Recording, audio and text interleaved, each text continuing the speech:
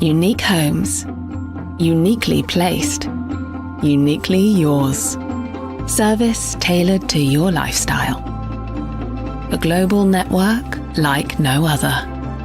Exceptional heritage. Pioneering expertise. Every home is one of a kind. Like you, like us. Discover your one of one. Sotheby's International Realty.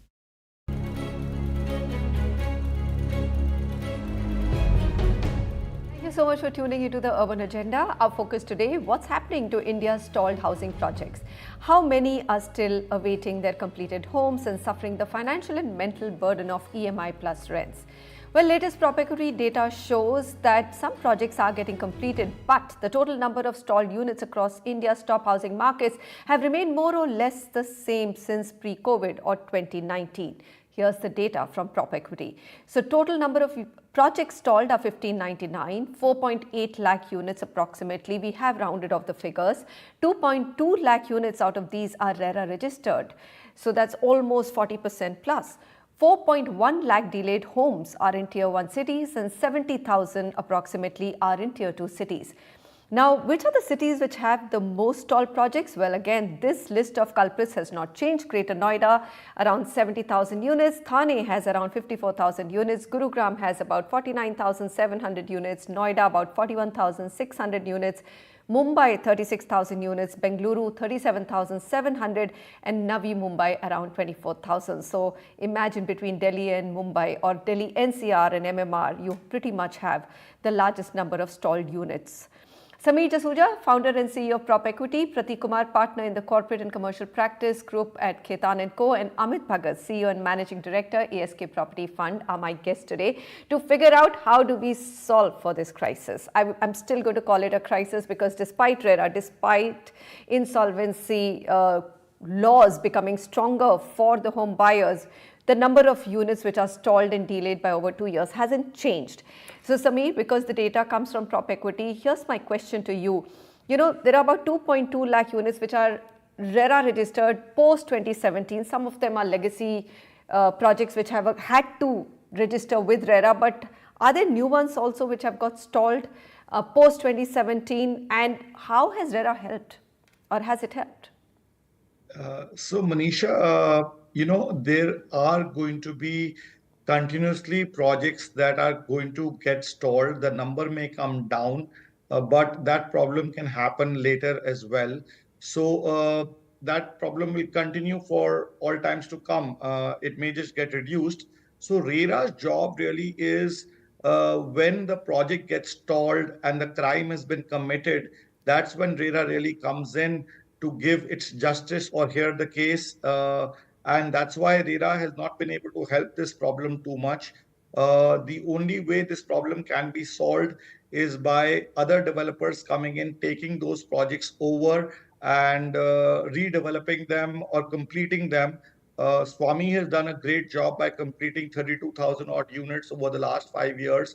But since we knew this problem was much larger, the funds required to complete such projects was much more, and the availability was much lesser in terms of the SWAMIH Fund's total fund, which was 25,000 crores. So that's why this problem has not been solved. It's been solved by roughly about 10%. And still, there's a long way to go for the entire problem to get solved. Only 10% of the problem has got solved, despite the fact that the markets are flushed with capital. This has been one of the biggest or the most booming period for real estate and in general capital across the economies globally and in India. All right, Amit Bhagat, I'm going to come to you. Noida, Greater Noida, these are markets that you're invested in. You've seen them very closely. Amitabh Kant committee report came out with an amnesty program, giving a fair chance to developers in these localities or geographies to resolve issues with the authority or surrender part of their land to pay up their dues to the authorities or bring in a co-developer to complete the projects. What is your sense in terms of how is the traction on ground? So if I analyze your data, which you have just given, 55% of the problem is legacy, which is pre-RERA, and 45% is RERA registered. And I think these are two kind of projects. One is in MMR, which is predominantly comprising of slum redevelopment, society redevelopments, Mada redevelopment, and Noida and Greater Noida, which has been the reason for why RERA came at the most opportune time. So if you look at these two problems, one is that legacy, when the money has been diverted from one project, and now it cannot come back either because developer has become bankrupt, insolvent, or not in a financial state to bring back money. The end user continues to suffer because of the stakeholders, which are three, and they are not sitting together to solve the problem. So if you look at Noida, for example, authority, lender, and home buyer, all three are impacted. Home buyers cannot be penalized more. They have waited long enough. Home buyers are also mid-income end users. Most of them are first-time home buyers, and they have waited for almost a decade.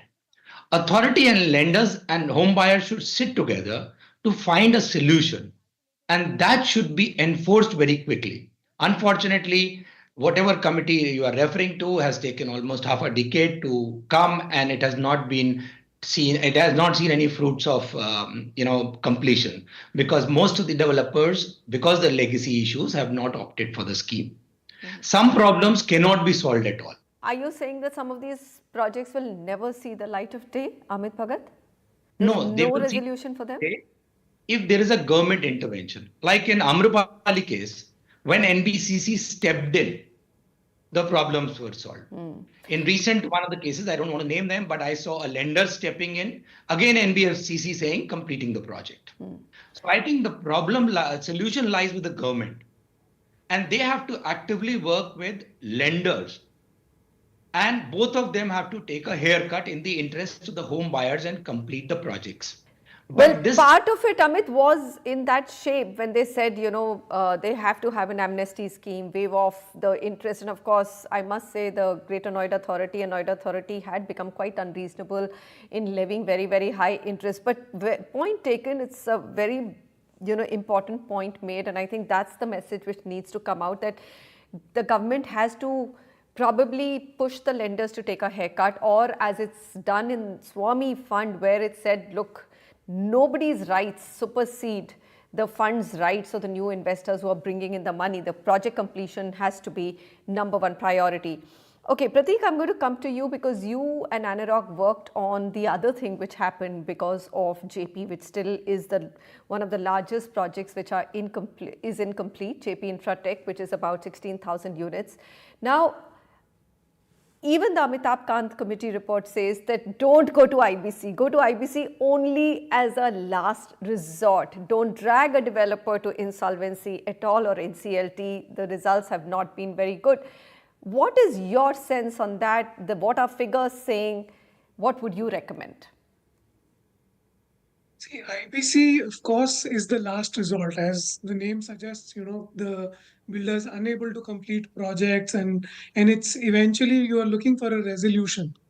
Now, the challenge that comes before insolvency courts is because there are so many stakeholders, and at least home buyers, while they've been classified as financial creditors, they have so many varied demands. Somebody wants possession, somebody wants delayed interest. So all those interests can't be aligned. And which is why reaching IBC, your NCLT benches are flooded with applications, and which in turn leads to delay. So at least from my end, the solution that I see is pre-IBC, there should be some sort of a viability study of the project, depending on whether it is capable of being resolved through IBC or not. Currently, if you take all projects to IBC, because of the lack of benches, the bench strength being low, not having adequate data being shared between the builder and the resolution professional, there are new issues that keep cropping up. So that can't be the one solution for this. But eventually, if you end up in insolvency, there also you need to have specialized benches dealing with these issues. If you put it as run-of-the-mill NCLT issues, they're not going to get resolved that quickly. Amit Bhagat, I'm going to toss back to you because you said lenders should also be taking a haircut, right? But I mean, you are one of the lenders, right? You are operating in that space. So two questions. If a project is viable, would you be willing to take a haircut? That's number one. Number two, have you seen any dramatic change in what you call in North India, and we are talking about most of the projects stuck in North India, फितरत में कोई बदलाव आया है? Has the basic ethos of the developer changed? Do you see that he's more trustworthy now? No, I think, I firmly believe that the DNA cannot be changed, and it will be very difficult to see that somebody's DNA has changed. One thing which I feel and I see a solution today is, because all financial creditors, lenders will definitely go to IBC because that is the only tool available to them for recovery of their money. What happens is the moment it is admitted, there should be a mediation process for 40 days, 45 days between authority, developer, lender, and home buyers representative. And if this is followed, unfortunately, what happens? Authority never comes. And judicial pronouncements have come over the last 1 decade, where I think the recent one, which is I think last year, where authority has been pronounced as a secured creditor. Now, these are evolving. Nothing is permanent from day one where a solution can be worked out in defined timeline, because everything is evolving. So I think now going forward, if all stakeholders give a priority to the home buyer, which should be a priority, because if you look at it, you are spoiling 3 generations of that household. Yeah. He's a mid-income. He is not able to live peacefully. His kids cannot get the desired optimum education because he's short of funds. He cannot take care of his elders. So priority should be home buyers. But for that, proactively, authority, lender, developer should come together with a home buyer's representative, go through this mediation process of 45 to 60 days before the COC is constituted and the action starts. And you will quickly find a solution. If authority is being willing to be treated at par with financial creditors in terms of their dues, because the fault lies on their part equally. They have monitored the project. They have given free hand to the developer not to pay dues for a very long time. So they are equally at fault. I would agree, but authority is never held responsible. Samir Jasuja, home buyers always been the last priority. Somehow in India, we have not been able to change that. This is a unique market where home buyer pays for everything from day one, right? With even the ground not broken, the home buyer has to pay up a booking amount and then 10%. And by the time the structure is up, he's paid up 90%, even though most projects do get delayed after the structure is up because the finishing takes a very long time. What does one do? I mean, how do you change the DNA of this industry? You've been there for so long tracking data.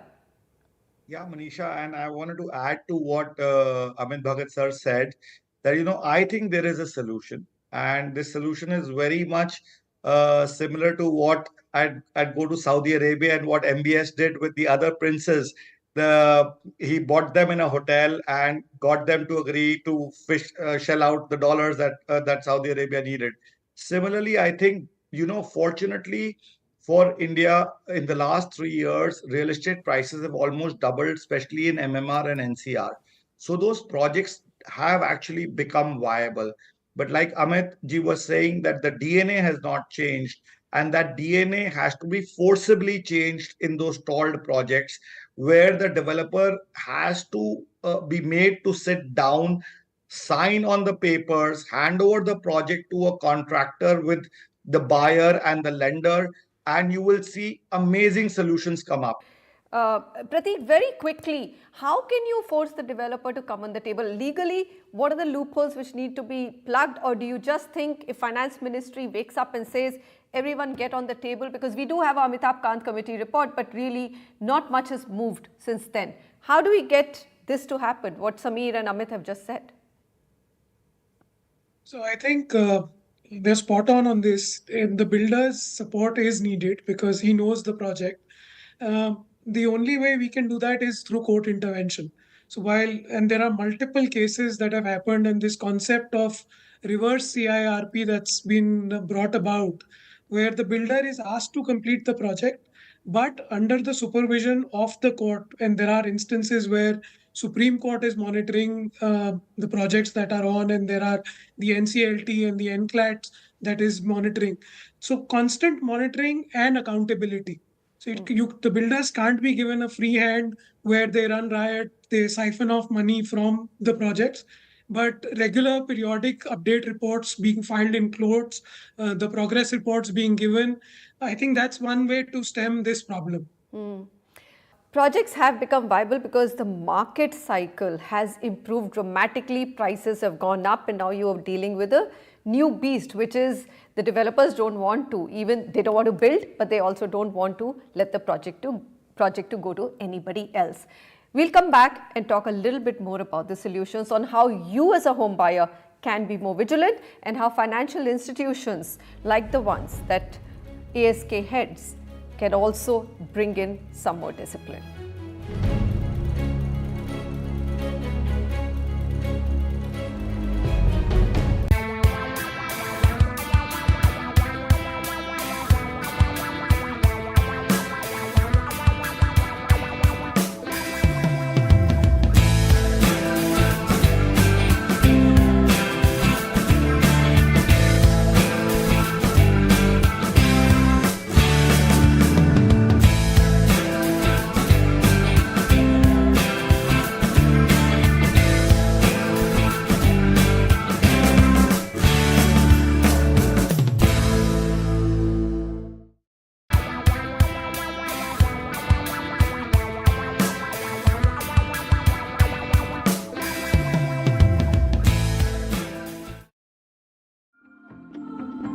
Unique homes, uniquely placed, uniquely yours. Service tailored to your lifestyle. A global network like no other. Exceptional heritage. Pioneering expertise. Every home is one of a kind. Like you, like us. Discover your one of one. Sotheby's International Realty.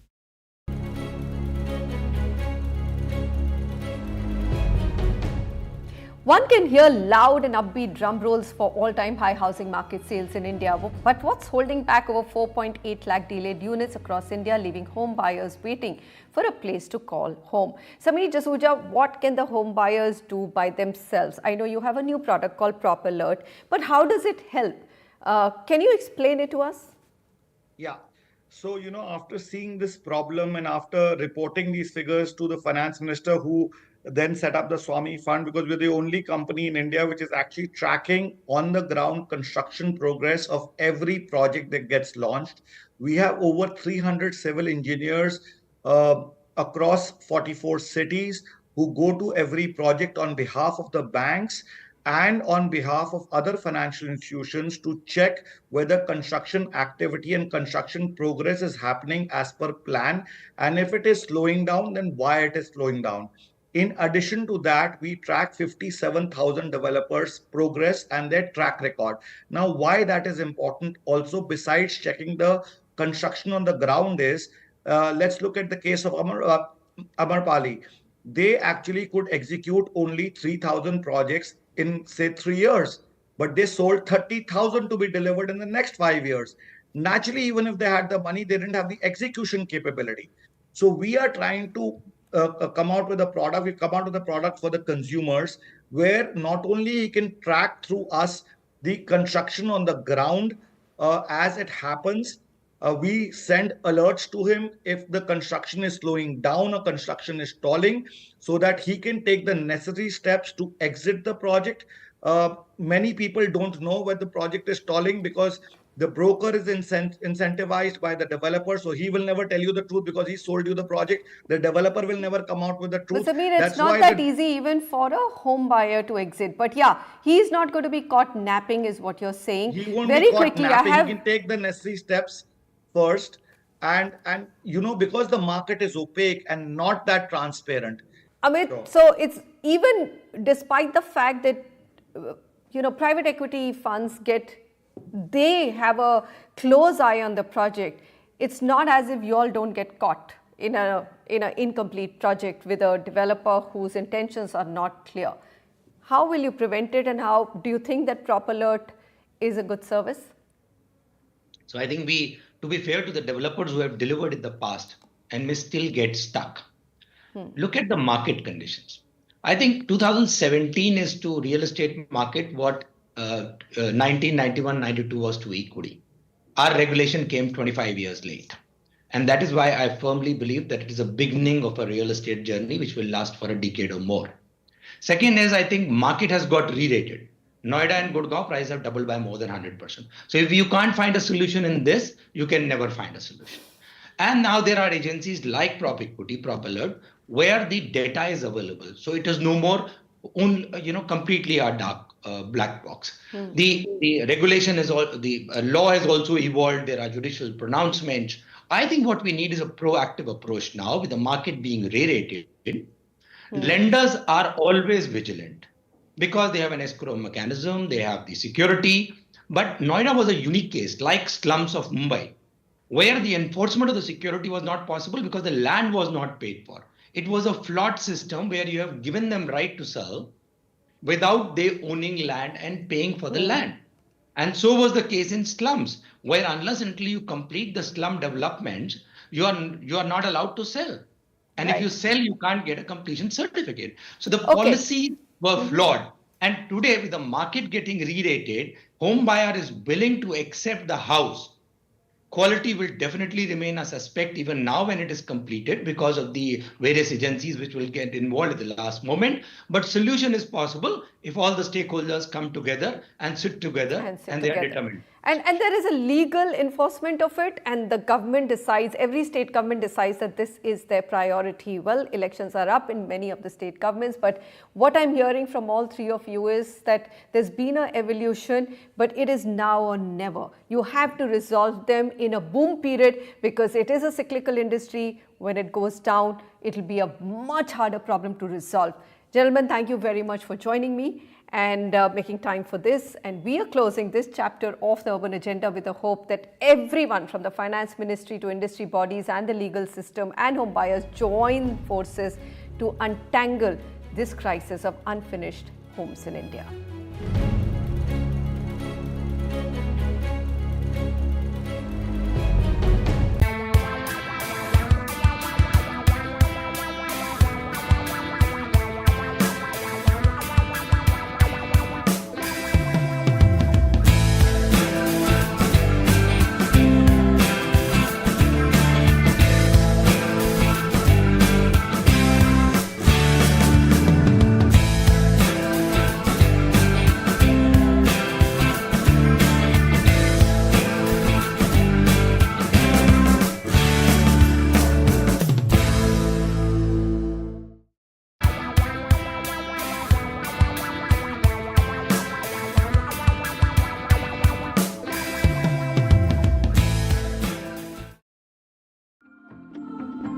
Unique homes, uniquely placed, uniquely yours. Service tailored to your lifestyle. A global network like no other. Exceptional heritage. Pioneering expertise. Every home is one of a kind. Like you, like us. Discover your one of one. Sotheby's International Realty.